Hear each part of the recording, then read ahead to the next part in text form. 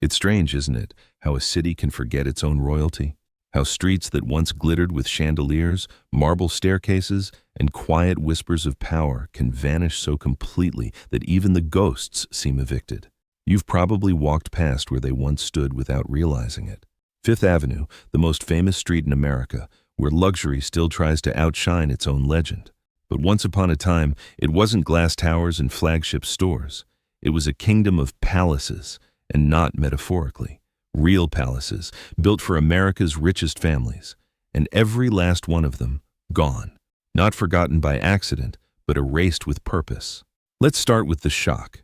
If you stood at the corner of Fifth Avenue and 52nd Street around 1900, you'd be surrounded by homes so grand they made European nobles blush. The kind of mansions that didn't just display wealth, they weaponized it. You had the Vanderbilts, the Astors, the Whitneys, the Goulds.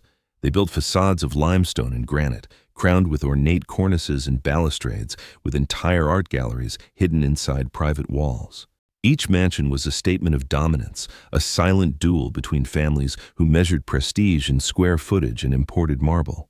But the real tragedy isn't that these homes were demolished. It's how fast it all collapsed. Less than 50 years after they rose, they were gone. The palaces of Fifth Avenue didn't fade. They were wiped away like chalk from a blackboard.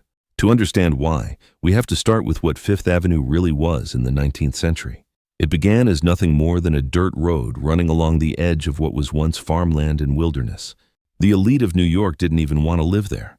Their mansions clustered closer to Washington Square or Lafayette Place. Fifth Avenue was too far uptown, too undeveloped. But as the city's lower districts became crowded and commercialized, wealth migrated northward, always seeking distance from the noise and the new money of the immigrant classes. Then came the Central Park Project in the 1850s, and suddenly, Fifth Avenue was reborn. The park gave it a green border, a sense of calm, and the illusion of endless air. That's when the ultra-rich saw potential. Here, they could build their citadel away from the chaos of downtown, and at the heart of this transformation stood one man, Cornelius Vanderbilt II.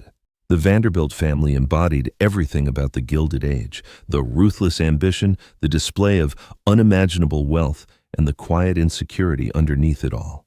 Cornelius II decided to build his palace at 57th Street and Fifth Avenue, and when I say palace, I mean it.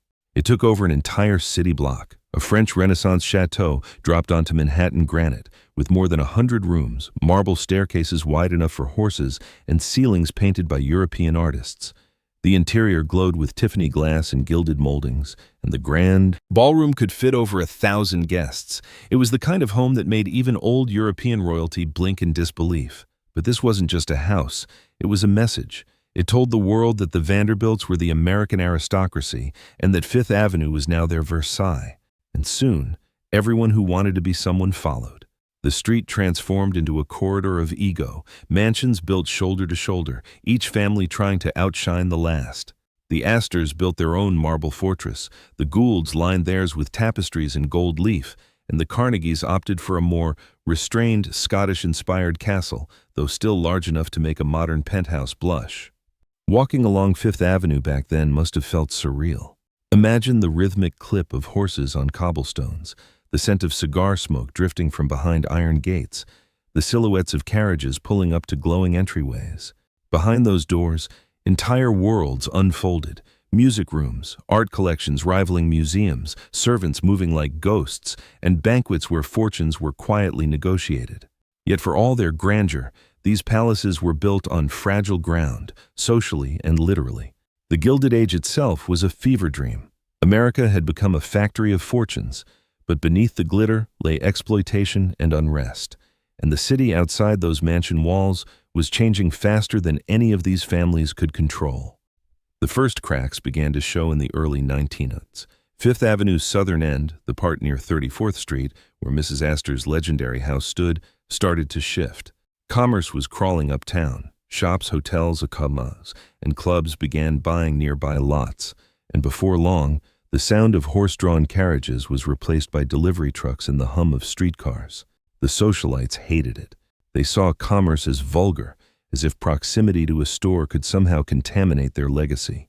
So they fled again, Further north, some went to the Upper East Side, others built summer homes in Newport or Long Island. Fifth Avenue was left exposed, its once sacred facades now surrounded by the rising tide of modernity, and the developers were watching. By the 1920s, Fifth Avenue had become too valuable for mansions. Each block of land was worth more as commercial property than as private homes. It was inevitable. The same ruthless business instincts that had made these families rich would destroy the symbols of their own reign. One by one, the palaces fell. The Cornelius Vanderbilt Mansion, the largest private residence ever built in New York City, was demolished in 1926. Not repurposed, not preserved, just torn down piece by piece, its marble staircase shattered into dust. In its place rose the Bergdorf Goodman department store, a temple to commerce replacing a temple to aristocracy. You can almost imagine the irony. The same street where millionaires once hid their wealth behind iron gates now flaunts it behind glass window. The Astor Mansion? Gone. The Goulds? Gone. The Delano's, the Whitneys, the Havemeyers, all erased. A few fragments survive. Carved railings, salvaged fireplaces, museum relics, but nothing of the original splendor remains. And yet, it wasn't just greed that killed them. There was a deeper cultural shift at play. America in the early 20th century was becoming restless with old money elitism. The Roaring Twenties were about speed, jazz, rebellion, the future. The idea of a palace in the middle of a bustling city started to feel absurd, even outdated. Skyscrapers became the new castles, symbols of ambition that pointed upward instead of outward. Still, for those who remembered, the loss was personal. Newspapers at the time described the demolitions with an eerie calm, like obituaries for buildings. One headline simply read, "The passing of a landmark." But you can feel the sadness between the lines, a sense that something irreplaceable had been traded away. What makes it haunting is that there was no preservation movement back then, no voices crying out to save them. These homes disappeared quietly, as if the city itself wanted to forget, and in a way it did.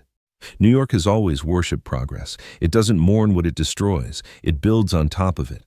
But if you stand on the sidewalk today, right outside Bergdorf Goodman, and close your eyes, you might still sense the echo. The faint impression of a grand staircase, the clink of champagne glasses from a ballroom that no longer exists. The ghost of Fifth Avenue's old heartbeat, steady, proud, untouchable. It's strange to think that a city famous for its skyline once had a golden row of mansions more opulent than any building standing now. Fifth Avenue's lost palaces weren't just homes. They were the ultimate illusion, monuments to permanence in a city built on change. And like all illusions, they vanished the moment the audience looked away. If you could walk down that same stretch of Fifth Avenue in the early 1900s, before the wrecking balls and the steel towers, it wouldn't have felt like New York at all. It would have felt like you'd somehow stepped into a dream version of Europe, a city pretending to be Paris or Vienna, only louder, newer, and slightly more showy. And that's the thing, those mansions weren't just homes, they were declarations, each one trying to prove that America, barely out of its adolescence, could match the grandeur of the old world brick for brick, chandelier for chandelier. But beneath that ambition was something fragile. Because while the Vanderbilts and Astors wanted to build dynasties, New York was never built to stand still. The city had a pulse, and it always beat toward change. Take the story of Alva Vanderbilt, for example. She wasn't content with just being wealthy, she wanted to be accepted. The old money families, the ones who traced their roots back to the early settlers, looked down on the new industrial millionaires. So Alva decided to make them see her. In 1883, she threw one of the most infamous parties in New York history, a masquerade ball that reportedly cost the modern equivalent of several $1 million. The guests arrived in jewel-encrusted costumes, the house was lit with hundreds of gas lamps, and Alva made sure every inch of her mansion gleamed like a crown. That night didn't just cement her social standing. It marked the moment Fifth Avenue became the stage for America's new aristocracy. But that same hunger to be seen, to prove something, also doomed them. These families were obsessed with image. Every year brought renovations, additions, entire rooms redone just to match the latest European trend. And as the world outside began to modernize, that fixation on opulence started to feel old-fashioned. Even their children, raised among marble halls and gold ceilings, began to crave something else: speed, independence, the thrill of the modern city. By the 1910s, Fifth Avenue's social map was already fracturing.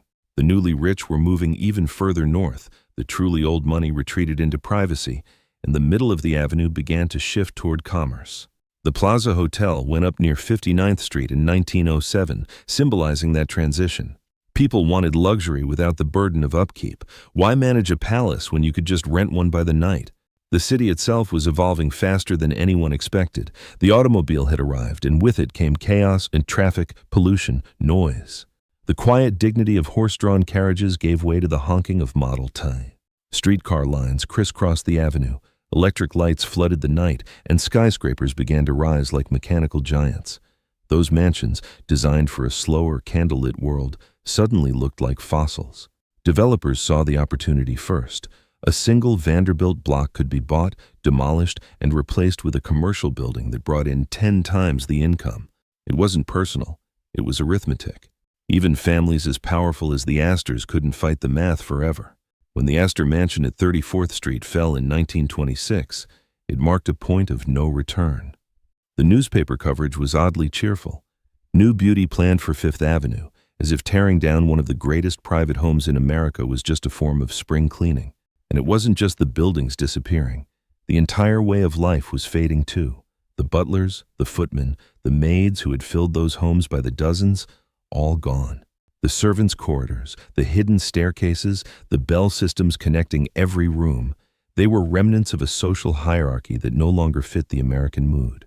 After World War I, people didn't want palaces. They wanted progress. The energy of the city was shifting from the drawing room to the office, from the dinner party to the factory floor. But what's eerie is how complete the erasure was. In London or Paris, old aristocratic houses became embassies or museums. In New York, they became rubble. There wasn't even an attempt to repurpose them. And maybe that says something about the American mindset, this relentless need to move forward, to tear down and rebuild, to prove that tomorrow is always more important than yesterday. Yet, every so often, you stumble on a clue that the ghosts of Fifth Avenue never really left. A carved stone here, a balustrade embedded in a later building there. Some interiors were saved, almost by accident. Parts of the William H. Vanderbilt house ended up in museums, its art collections scattered across institutions like the Metropolitan Museum of Art. Imagine that, pieces of a private home now serving as public history like scattered bones of a vanished creature. Even the names live on, but twisted. Vanderbilt Avenue, Astor Place, Carnegie Hall. They sound like tributes, but in reality they're more like gravestones. The families may have moved on, but the city keeps their names as decoration, not memory. And here's where it gets almost poetic. When the Bergdorf Goodman building was constructed on the ruins of the Cornelius Vanderbilt mansion, its facade echoed the same limestone tones, as if mocking what came before. It's as though the city absorbed the ghosts of the palaces into its bloodstream. Every elegant boutique window, every gold-plated lobby carries a faint trace of that old grandeur, but stripped of intimacy, of meaning. The wealth remains, but the soul is gone. Still, it's easy to romanticize those vanished homes, to imagine them as symbols of lost beauty. But the truth is more complicated. They were built on inequality, powered by fortunes drawn from railroads, oil, and steel, industries that crushed as many lives as they enriched. Each chandelier glowed because someone, somewhere, worked 12-hour days to keep it lit, and maybe that's why the city didn't mourn them too deeply. New York doesn't like monuments to guilt. There's something almost karmic about how quickly they fell. Within a single generation, the children of those magnates watched their marble fortresses turn to dust. Many of them couldn't even afford to maintain what their parents had built.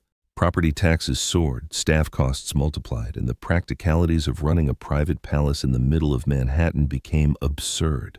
Even before the wrecking crews arrived, some mansions sat half empty, the curtains drawn, the ballrooms silent.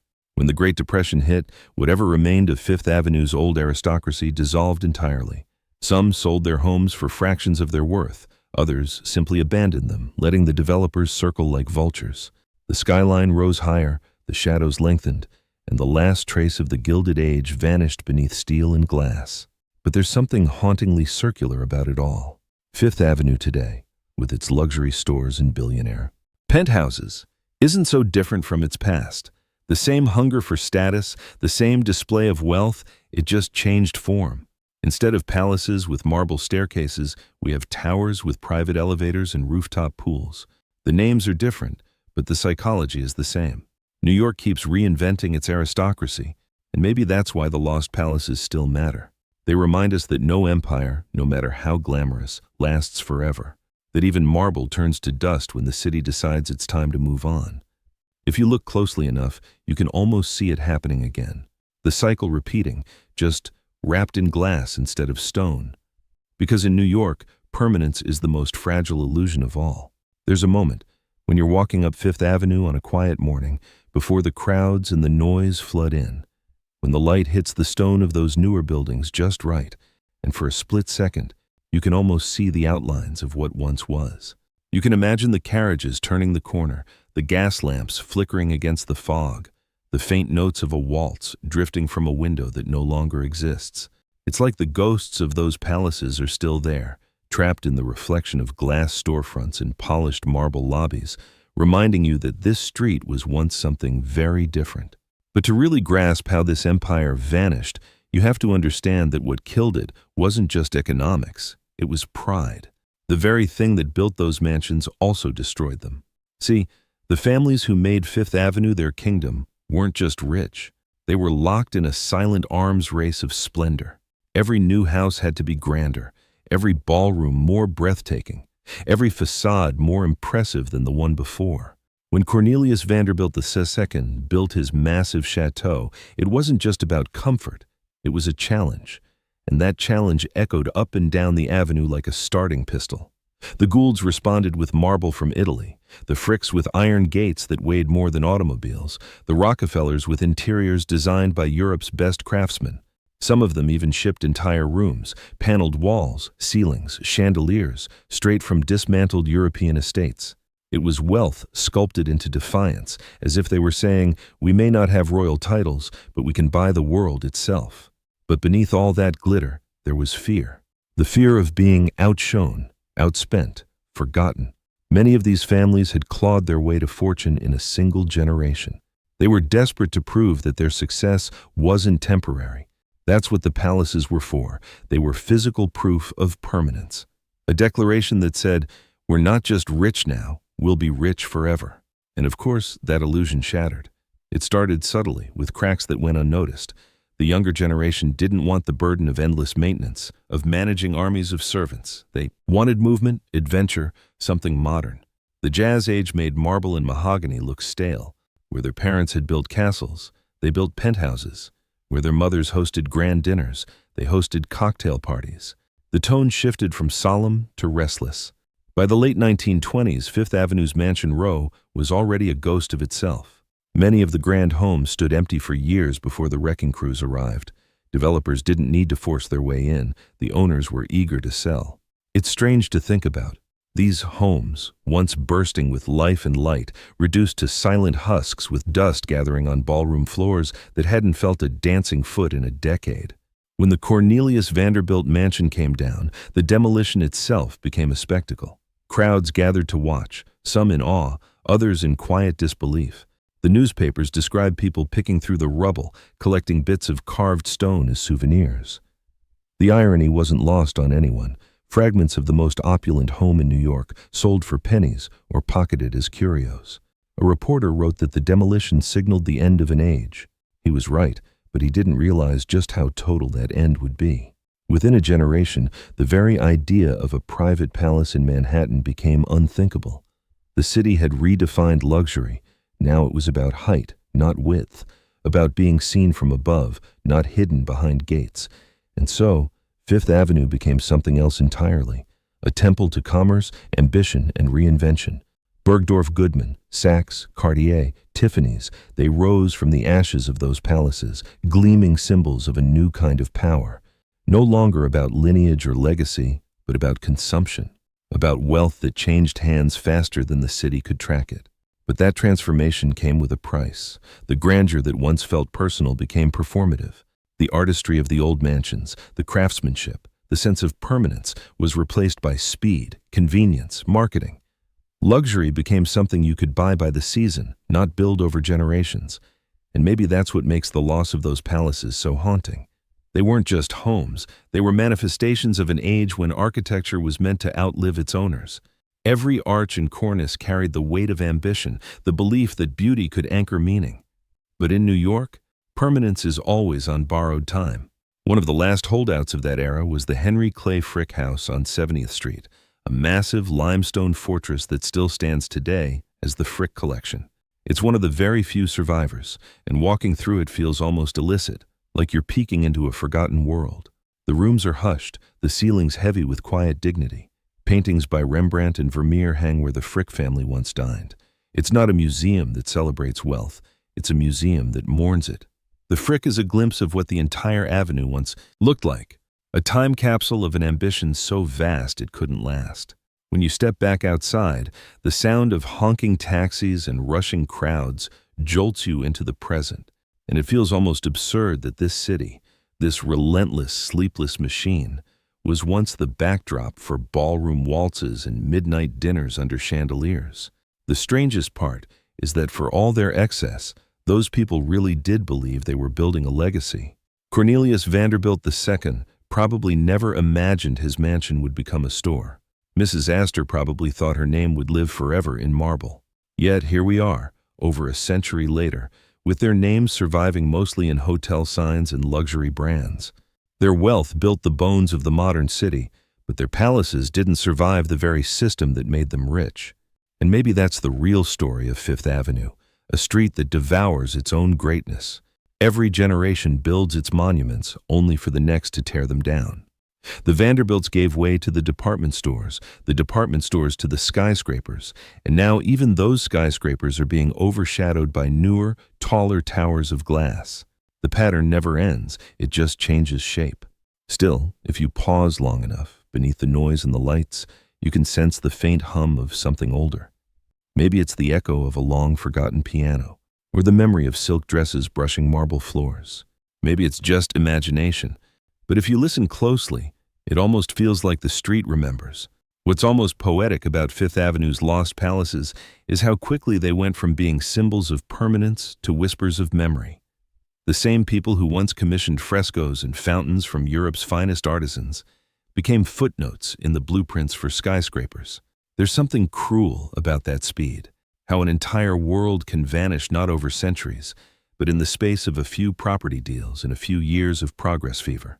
It's easy now to look at photographs of those mansions and think of them as relics from a different civilization. The sepia tone helps. The carriages lined up outside, the men in top hats, the women in sweeping gowns. But these weren't ancient ruins. These were living homes, alive less than a century ago. People laughed inside those walls, argued, fell in love, plotted fortunes, lost them. The walls heard everything, and then, in the blink of an eye, they were rubble. One of the strangest stories from that era comes from the demolition of the William K. Vanderbilt mansion, often called the Petit Chateau. It was built in the 1880s, one of the earliest palaces on Fifth Avenue, designed by the legendary architect Richard Morris Hunt. Every inch of it was an exercise in theatrical grandeur, turrets, carved gargoyles, gilded ceilings, the kind of detailing that looked like it belonged in the Louvre, not Manhattan. When it came down in 1926, just 40 years after it was built, people gathered like mourners at a funeral. And yet most of the city just moved on. Because by then, the chateau style was passé, taste had evolved, glass and steel were the new language of power. That's what always gets me, how taste can erase entire worlds. Those mansions weren't destroyed because they were weak or ugly. They were destroyed because the city decided they no longer fit its story. Fifth Avenue, after all, has never been sentimental. It's ruthless in the most beautiful way. It reinvents itself like an actor changing roles, always chasing the next scene. In the early 1900s, that next role was modernity, and modernity demanded clean lines, efficiency, and profit per square foot. You couldn't justify a ballroom that took up the space of an office floor when corporations were ready to pay 10 times the price for that land. But even as the palaces fell, the city found ways to cannibalize their beauty. Many of the artisans who carved those mansions went on to work on skyscrapers. The marble that once lined Vanderbilt staircases ended up repurposed in new lobbies. Even the artistic DNA of those old homes, the obsession with detail, the reverence for material, found echoes in Art Deco design. The Empire State Building, the Chrysler Building, Rockefeller Center, all of them, in their own way, inherited that same hunger to impress. It's as if the spirit of the Gilded Age didn't die, it just changed its wardrobe. And yet, if you talk to preservationists or architectural historians today, they'll tell you the loss of those palaces was the moment New York lost a part of its soul.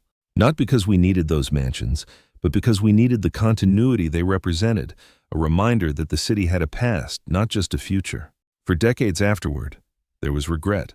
That's partly why buildings like Grand Central Terminal and the New York Public Library were eventually spared from destruction. The city finally realized that progress without memory becomes emptiness. Still, it's hard not to feel conflicted. Those palaces were breathtaking, but they were also monuments to inequality. They were built during a time when thousands of New Yorkers lived in tenements without running water or heat. The same year the Vanderbilt Mansion opened, there were slums just a mile downtown where families of 6 shared single rooms. It's impossible to separate the beauty from the cost. And maybe that's the haunting genius of New York. It forces beauty and brutality to coexist.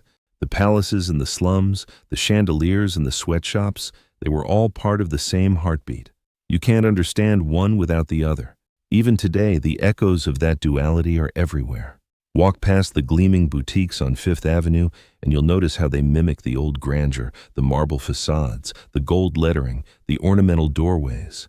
It's a reincarnation, not of architecture, but of aspiration. The same human impulse to display, to dominate, to be remembered, still runs through every square inch of the avenue. It's just wearing a new mask. There's something almost theatrical about how complete the illusion is. Tourists stroll by, staring at the bright windows of Cartier or Tiffany's, without realizing they're walking over the foundations of vanished kingdoms. And the people who once lived in those palaces, their portraits hang in museum corners, staring out with a kind of bewildered pride, as if they can't quite believe what happened either. Sometimes I think about the workers who tore those mansions down. Imagine being one of them, standing at the base of a marble staircase, sledgehammer in hand, breaking apart something that took years to build. They must have felt something strange, maybe even guilty, realizing they were dismantling a masterpiece. But that's New York for you. The city's greatest art form is reinvention, and destruction is just part of the brushstroke. There's one photo that sums it up perfectly. It shows the ruins of the Vanderbilt Mansion, a pile of marble and timber, with the new Bergdorf Goodman building rising behind it. The contrast is almost painful, the past literally crumbling in front of the future. You can't look at it without feeling both awe and unease, because it's not just a picture of demolition, it's a portrait of America's relationship with memory. We build monuments to our dreams, then tear them down the moment we outgrow them. And that's what makes the story of Fifth Avenue's lost palaces more than just nostalgia. It's a mirror, a reflection of how progress and vanity, beauty and greed are forever intertwined. We may not build marble chateaux anymore, but our modern towers, the ones lined with penthouses worth tens of millions, are driven by the exact same psychology, the hunger to be untouchable, the illusion that wealth can outlast time. But time always wins. It's patient. It doesn't swing the wrecking ball right away, it just waits. And one day, long after the lights go out and the leases expire, the city will look at those towers the same way it looked at the Vanderbilt Mansion. Impressive, but in the way fossils are impressive. Beautiful, but irrelevant. Fifth Avenue has always belonged to the future, and the future in New York never makes room for sentiment. There's a photo taken in 1927 that I can't shake from my mind. It shows the empty lot where the Cornelius Vanderbilt Mansion had stood just a year earlier, a raw, open wound in the middle of Fifth Avenue. The ground is uneven, piles of rubble scattered like bones, and behind it all, the skeleton of a new building is already climbing upward. It's eerie because it feels like watching the city shed its own skin. One generation's masterpiece becomes the next generation's construction site. That image is the perfect metaphor for New York's identity. The city doesn't just forget, it overwrites. And yet, even when it erases, it leaves traces. You can't fully destroy the past here. It's too deeply rooted in the foundations. Walk far enough down Fifth Avenue, and you start to realize you're tracing invisible lines, stepping over buried thresholds. Take 53rd Street, for example. Where the St. Regis Hotel stands today, once sat the home of the Golitz, massive brownstone walls wrapped in vines, with carriages arriving at a wrought iron gate. Or look at where the Cartier mansion is now. It used to be the Morton Plant House, a gilded residence that somehow survived because its owner traded it to Cartier for a pearl necklace. 100-room mansion swapped for jewelry. That's the kind of transaction only New York could justify. And then there's the Edward Berwyn Mansion, once at Fifth Avenue and 64th Street, known for its opulent winter balls and its private art gallery. When it came down, even the marble statues in the garden were auctioned off one by one. It's said that people who could never afford to step foot inside those homes now owned fragments of them: fireplace mantels, carved doors, even entire stair railings. The palaces, in a way, were democratized by their destruction, pieces of them scattered across the country, embedded in other homes, museums, and hotels. It's as if the city took its old aristocracy, broke it into fragments, and gave it back to the people. But not everyone saw it as progress. The old guard mourned the loss deeply. Social pages from the 1930s are filled with wistful laments, columns that read like obituaries for the street itself. One writer described walking along Fifth Avenue and feeling a strange ache, as though the city's heart had been transplanted. And it's true, once those palaces fell, something in New York's rhythm changed. The city became faster, colder, more transactional. The silence of those old homes was replaced by the roar of commerce. Still, there's no denying the inevitability of it all. Fifth Avenue was too valuable to remain frozen in time. Each demolished mansion financed the rise of something new, taller, sleeker, more profitable. That's what keeps the city alive, its refusal to cling. The irony, though, is that we now spend fortunes trying to recreate what we once destroyed. Developers boast about pre-war detailing, Beaux-Art facades, old-world craftsmanship, all echoes of the very aesthetic we bulldozed. Modern penthouses mimic the marble and symmetry of those Gilded Age mansions, but without the permanence. Everything now is temporary luxury, easy to build, easy to sell, easy to replace. That's what separates the old Fifth Avenue from today's. Those mansions were personal statements. They were built for families who expected to live and die within their walls, who imagined generations walking the same halls. Today's towers are investments, assets.